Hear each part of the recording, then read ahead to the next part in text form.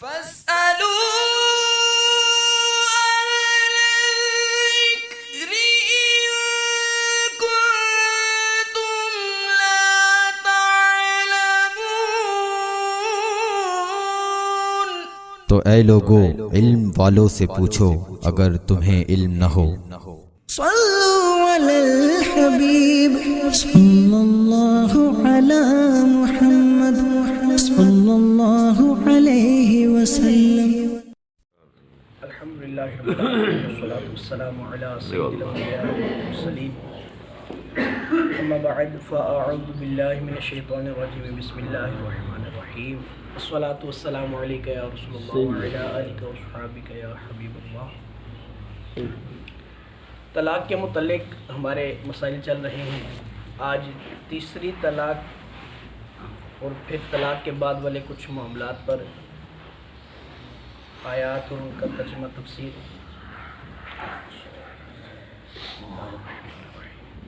فَإِن طَلَّقَهَا فَلَا تَحِلُّ لَهُ مِن بَعْدُ حَتَّى تَنكِحَ زَوْجًا غَيْرَهُ فَإِن طَلَّقَهَا فَلَا جُنَاحَ عَلَيْهِمَا أَن يَتَرَاجَعَا إِن ظَنَّا أَن يُقِيمَا حُدُودَ اللَّهِ وَتِلْكَ حُدُودُ اللَّهِ يُبَيِّنُهَا لِقَوْمٍ يَعْلَمُونَ۔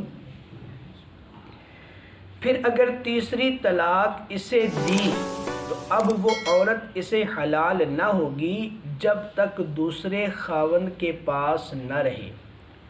پھر وہ دوسرا اگر اسے طلاق دے دے تو ان دونوں پر گناہ نہیں کہ پھر آپس میں مل جائیں، اگر سمجھتے ہوں کہ اللہ کی حدیں نبھائیں گے، اور یہ اللہ کی حدیں ہیں جنہیں بیان کرتا ہے عقل مندوں کے لیے۔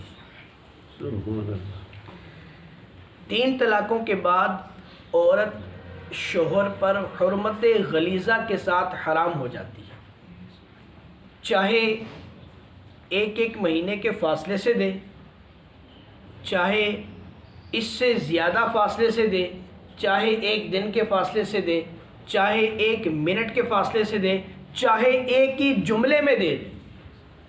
3 طلاقوں کا ہی اختیار ہے، اس بات کو ذہن نشین کر لیں۔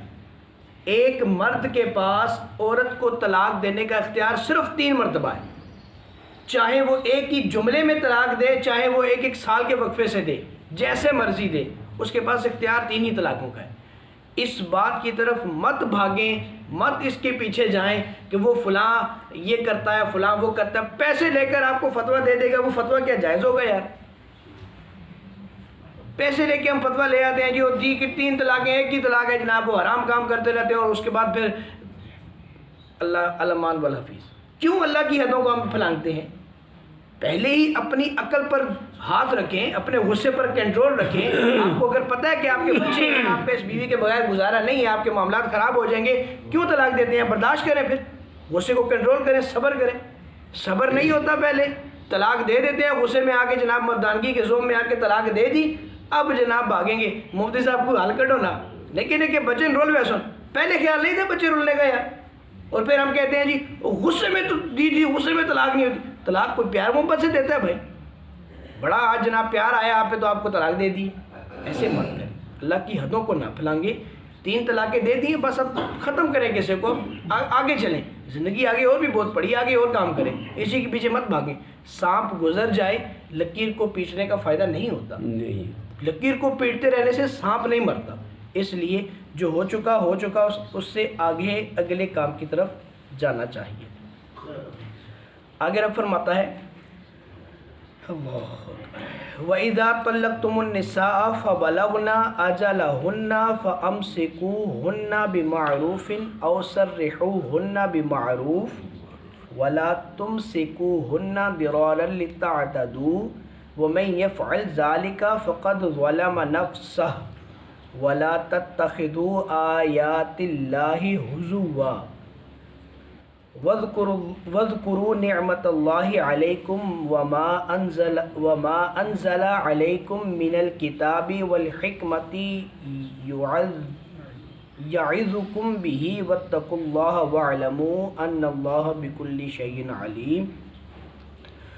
اور جب تم عورتوں کو طلاق دو اور ان کی میعاد آ لگے تو اس وقت تک یا بھلائی کے ساتھ روک لو یا نیکی کے ساتھ چھوڑ دو، اور انہیں ضرر دینے کے لیے روکنا نہ ہو کہ حد سے بڑھو، اور جو ایسا کرے وہ اپنا ہی نقصان کرتا ہے۔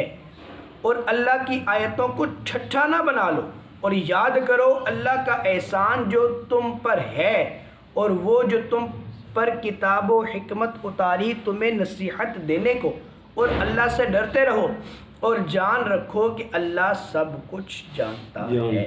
سبحان اللہ۔ یہ ایک انصاری صحابی تھے، انہوں نے کیا کیا کہ انہوں نے طلاق دی اور عدت بالکل اختتام پر پہنچی تو رجوع کر لیا۔ ایسے ہی دوسری بار کیا تو یہ بات شاک گزری اس عورت پر بھی، تو اس معاملے پر یہ آیت مبارکہ نازل ہوئی۔ جیسے پیچھے بھی اسی معاملے کی ایک آیت نازل ہوئی تھی، وہ کسی اور کے بارے میں تھی، یہ اس ایک انصاری صحابی کے بارے میں تھی۔ تو جب اس طرح کا معاملہ ہوا تو اللہ تبارک و تعالیٰ نے فرمایا کہ اگر تم اس کو روکنا چاہتے ہو تو اچھائی کے ساتھ روکو، اور اگر چھوڑنا چاہتے ہو تو اچھائی کے ساتھ چھوڑو۔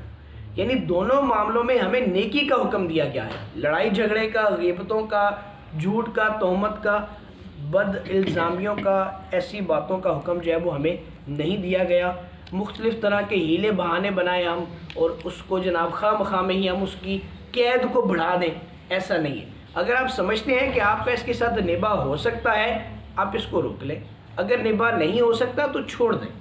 خواہ مخواہ میں ہی اس کو پریشان کرنے کے لیے، اس کی قید کو بڑھانے کے لیے، اس کو مزید اذیت دینے کے لیے عدت کے اختتام پر رجوع کر لیا، پھر جناب طلاق دے دی، پھر عدت کے اختتام میں رجوع کر لیا، پھر جا کے یوں اس بیچاری کا سال پورا جو ہے وہ آپ برباد کر دیں گے، ایسا نہ کریں۔ اور پھر اس میں اللہ تبارک و تعالیٰ نے ساتھ ہی ایک بڑی زبردست حکمت والی بات فرمایا کہ یہ کام تم نے کیوں کرنا ہے، یعنی یہ جو اس کو اچھائی کے ساتھ چھوڑ دینا ہے یا اچھائی کے ساتھ روک لینا ہے، یہ کیوں کرنا ہے؟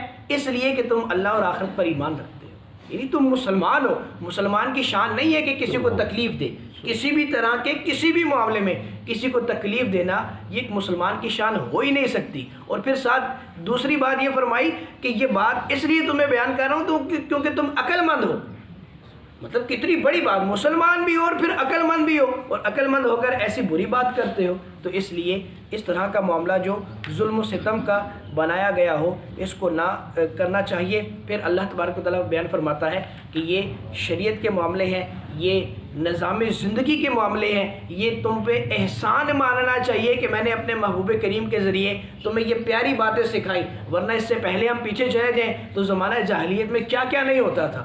آج جو روڈوں پر نکل کر ہم مارچ کر رہے ہیں، اس مارچ کی تو ہمیں ضرورت ہی نہیں ہے نا۔ اس مارچ کی ضرورت تب ہوتی کہ ہم زمانہ جاہلیت میں رہ رہے ہوتے۔ ہم تو بھائی بڑے مقدس زمانے میں رہتے ہیں، ہم تو بڑے اچھے معاشرے میں رہتے ہیں، ہمیں تو ہمارے محبوب کریم نے قرآن کے ذریعے، حدیث کے ذریعے بڑی باتیں سکھا دی ہیں، نظام زندگی سکھا دیا ہے، ادب معاشرت سکھا دیا ہے، رہن سہن کا طریقہ سکھا دیا ہے، ہمیں ہر چیز کا علم عطا فرما دیا۔ پھر ہمیں روڈوں پر نکلنے کی ضرورت ہی نہیں رہی۔ روڈوں پر تو ہم تب نکلتے کہ ہم اب بھی زمانہ جاہلیت میں ہوتے، ہماری بچیوں کو اب بھی زندہ درگور کیا جاتا، ہمارے معاملات اب بھی خراب ہوتے، ہم اب بھی ایسے ہی جناب ایک طلاق دیتے اور سالوں سال اس کو اپنی قید میں رکھتے۔ تو پھر اس معاملے کی ضرورت تھی کہ ہم روڈ پر نکل کر مارچ کرتے کہ بھائی ہمارے حقوق محفوظ نہیں ہیں۔ لیکن محبوب کریم نے ہمیں ہمارے حقوق کو بڑی اچھے طریقے سے بیان فرمایا ہے، قرآن کے ذریعے، قرآن کی آیات کی تفسیر کے ذریعے، احادیث کے ذریعے۔ اس لیے ان پر عمل کریں گے، احکام شریعت کی مخالفت نہیں کریں گے تو معاشرہ